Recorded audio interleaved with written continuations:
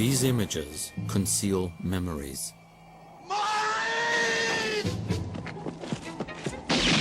Beneath Hollywood's familiar stories lies a hidden history of persecution and murder which haunted a small group of men, not American cowboys, but Jewish immigrants. This is the story of the founders of Hollywood, the story of the idea that became their America and ours. What is America to me? Modern America first saw light on a Hollywood screen. It was largely the product of 6 movie studios established in the 1920s and run for over 30 years by a group of Jewish immigrants. They had strikingly similar backgrounds. All of these men who founded Hollywood were born within a 500-mile radius of one another. And all of them wound up roughly within 15 miles of one another in Los Angeles. One could say that the American dream was really born in Eastern Europe.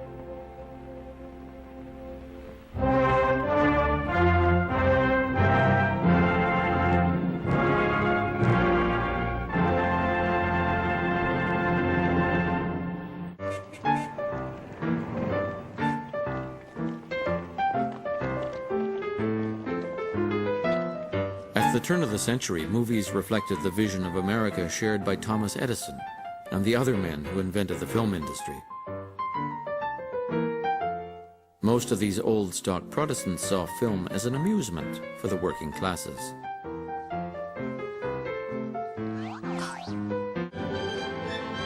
Adolf Zucker believed that to attract the middle class, one had to change not just the theaters, but the films. Bypassing Edison, he imported from France this film, featuring a famous stage actress. He premiered it in a Broadway theater. Not wanting to depend on Europeans for quality films, Carl Laemmle and the other Jewish exhibitors began producing their own films.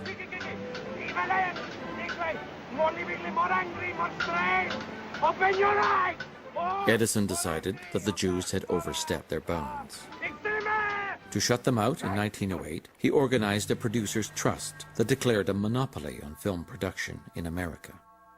7 years later, Edison's trust would lose its monopoly in the courts. But in 1912, to escape Edison and the goons he sent to enforce his control of the industry, the future moguls headed west to the orange groves of California. Here they found immediate success. Now, why did they move to California? I believe that they went there because California was a raw social environment. And although there was a social system in place, it was nowhere near as sophisticated and nowhere near as entrenched as the social hierarchy in Boston or New York or even Chicago, where these moguls came from. So coming to California, they realized that they could create their own social environment. They could create an empire of their own, not only on screen, but within their own lives and their own social environment. And that's precisely what they did. Following Laemmle by 1920, Harry Cohen, Zucker, Goldwyn, Fox, and Mayer had set up their own studios, golden shtetls, where each was clearly in charge. And these guys were ruthless. They used women. They treated stars brutally sometimes. From beginning to end, the executive had the primary input into the picture and supervised every aspect of production, over and above the fact that beyond any individual picture, it was the executive who created the entire studio apparatus. Every producer who worked there, every director who worked there, every writer who worked there, and every star who worked there was part of the larger system that was created by the Hollywood Jews. I'm not sure that there was an, quote, American dream before the Jews came to Hollywood and invented it. What you had was a westward movement, and you had the idea of freedom, But you didn't have what we have today, which is a popular culture that creates dreams. That's a dream factory. They created their own America, an America which is not the real America. It's their own version of the real America. But ultimately, this shadow America becomes so popular and so widely disseminated that its images and its values come to devour the real America. And so the grand irony of all of Hollywood is that Americans come to define themselves by the shadow America that was created by Eastern European Jewish immigrants who weren't admitted to the precincts of the real America. In the 1920s and 30s, movie houses became temples of the new Hollywood religion. Jewish values made kitsch. 75% of all Americans went to the movies at least once a week. This kind of movie-going was religious because it had to do with worship.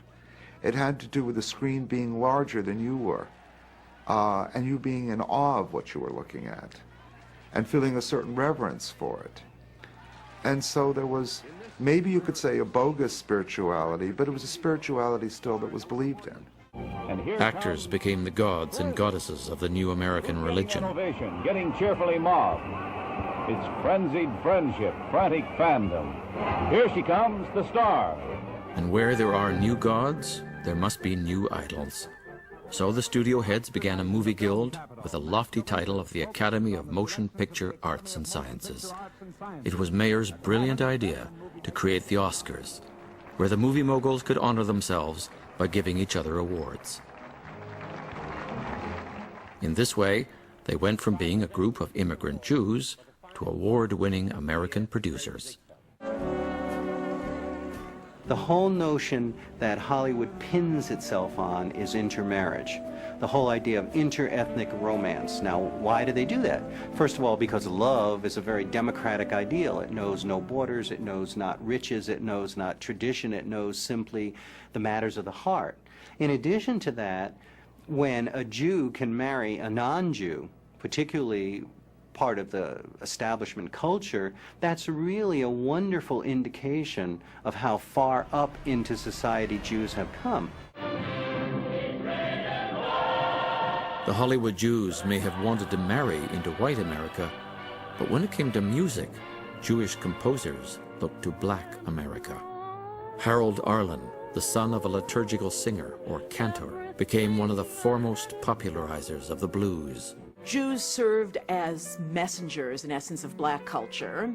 They took it, they consumed it, they integrated it into their own cultural repertoire, and then introduced it to white America that was essentially willing to listen to Jews and to partake of what Jews had to offer in a way that they never would from blacks. One of the things that made American films so exportable is that anyone, anywhere could identify with so many of the themes of American movies, one of which was the idea of the outsider, which was a Jewish theme. Jews being outsiders, making films about outsiders. You see this even in monster pictures. I mean, King Kong. There's a film about, an outsider.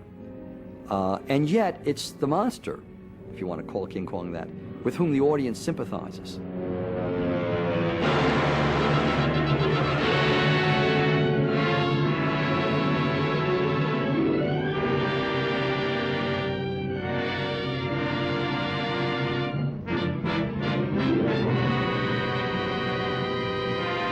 Carl Laemmle was an outsider.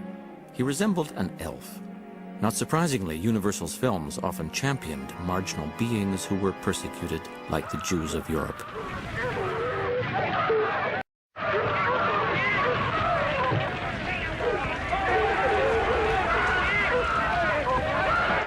In creating the great movie musical, Hollywood adapted the Broadway musical, an original American art form almost wholly created by fellow immigrant Jews. The music and lyrics were often based on classic stories, reinterpreted from a Jewish perspective. almost all of the writing pairs that have come to epitomize Broadway have been Jewish, whether it's Lerner and Loewe and Rodgers and Hammerstein, Jerome Kern. Almost all of them have been Jewish, with the exception, I think, of Cole Porter, really, here. And if you look at their plays, none of them, with the exception of Fiddler on the Roof, are about overtly Jewish themes, but all of them are about overtly Jewish concerns. So take a play like My Fair Lady. That's really about fitting in. Again. The rain in Spain stays mainly in the plain. I think she's got it. I think she's got it. The rain in Spain stays mainly in the plain. By George, she's got it. By George, she's got it. Irving Berlin did more than any composer to Americanize Jewish aspirations. Someday I'm going to murder the bugler. Someday they're going to find him dead. To understand Berlin is to understand the Hollywood moguls. Another cantor's son, he started life in the midst of pogroms. My life in bed. Oh, how I hate to get up in the morning. Oh, how I love to remain in bed. Berlin was a Russian immigrant who would go on to write the quintessential American songs. He's a kind of Cyrano de Bergerac. In the foreground is Fred Astaire, the embodiment of American aristocracy, full of grace and upperclassmanship. In the background, the person writing the music and the lyrics is this little Jewish guy. For over 60 years, he tried to reinvent himself. In the process, he infused life into a whole new American ideal. Along with the unofficial anthem of the United States, Irving Berlin wrote the American classics Easter Parade and that most Jewish of Yuletide fantasies, White Christmas. I'm dreaming of a white Christmas. Often the first thing to go was the Jewish name. The Hollywood Jews were obsessed with erasing anything Jewish in their films, their lives, and the lives of their stars. Theodosia Goodman became Theda Bara. Sofia Kosso became Sylvia Sidney. Isser Danielovich Dembski became Kirk Douglas. Leo Jacobi became Lee J. Cobb. Shirley Shrift became Shelley Winters. Bernard Schwartz became Tony Curtis. David Kaminsky became Danny Kaye. Edward Iskevitz became Eddie Cantor. Melvin Hesselberg became Melvin Douglas. Muni Wiesenfreund, a star of the Yiddish theater, became Paul Muni. Emmanuel Goldenberg became Edward G. Robinson. The G was a reminder of who he really was. Nice Jewish girls, such as Lily Palmer, Julie Holliday, and Lauren Bacall, or Betty Persky, helped to define the American woman.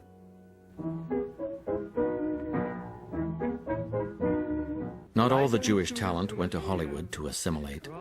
There were over 50 non-Hollywood Yiddish films produced in New York before the Second World War. Trouble, trouble, wird Hecher breite. Da lebt das Sachen bei, es helft kein Wein, kein Geschrei. Trouble hat größer in der Kleine. A jeder dreht sich Hand in Kuhn. These films were the flip side of the Hollywood movies. They parodied Hollywood's optimism and Fred Astaire's top-hat gentility.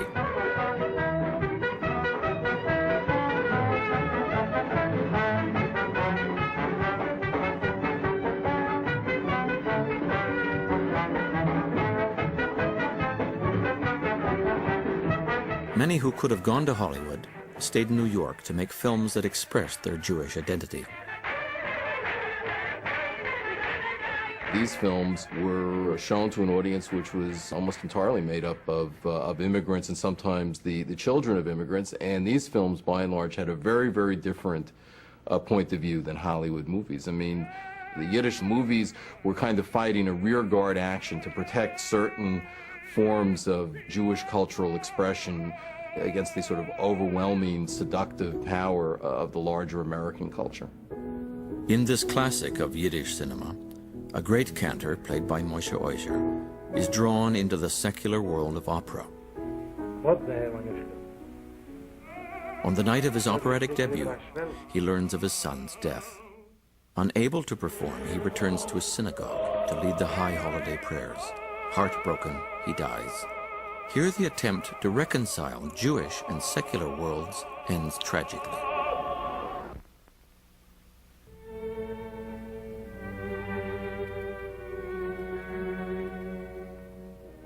Wait a minute. You ain't heard nothing yet. Wait a minute, I tell you. You ain't heard nothing.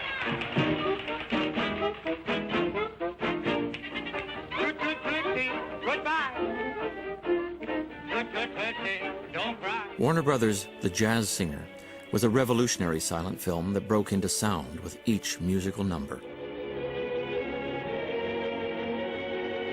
Here, as in the Yiddish film, a cantor's son, played by Al Jolson, who was in real life a cantor's son, has to choose between American fame and Jewish loyalty. At first, the cantor's son seems to choose Judaism.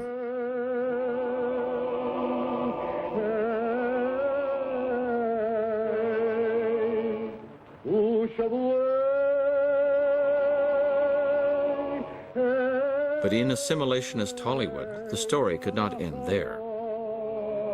Hollywood had to have a Hollywood ending. Mammy.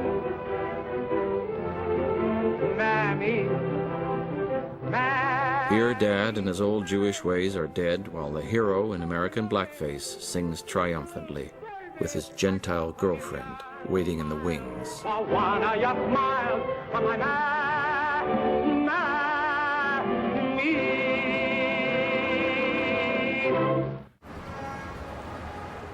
The Jewish fear of standing out was expressed through another icon that would make its way to the screen. Superman was invented by two Jewish kids in the late 1930s, when there also was a worldwide upsurge in very frightening anti-Semitism. Superman is discovered like Moses in the bulrushes. He's an immigrant from another planet who comes to Earth. He has his identity as a mild-mannered intellectual, but really underneath he's the man of steel. I think that's a very suggestive Jewish fantasy. It's almost as if he's passing all the time. While the Jew felt like an alien in America, Superman was a real alien. This looks like a job for Superman. Yet incredibly, he is the only superhero who manages to keep his identity secret without wearing a mask. Only Jews could have created a story based on the premise that all one needs is a Gentile demeanor to hide in plain sight. You would have equal opportunity foxholes. If you go back and look at those movies, there was always one Jewish character who was never presented as Jewish, but he was Cohen or Schwartz from Brooklyn. There was always one black character, too. Wesley Epps, Private, 3rd Engineer Battalion. The American Army during the Second World War was not integrated except in Hollywood movies. And the Office of War Information was very eager to keep our enemies from making capital out of any sort of problems in America. So they didn't want movies that had any racial tensions of any sort. Corporal Jake Feingold, 4th Chemical Company, USA.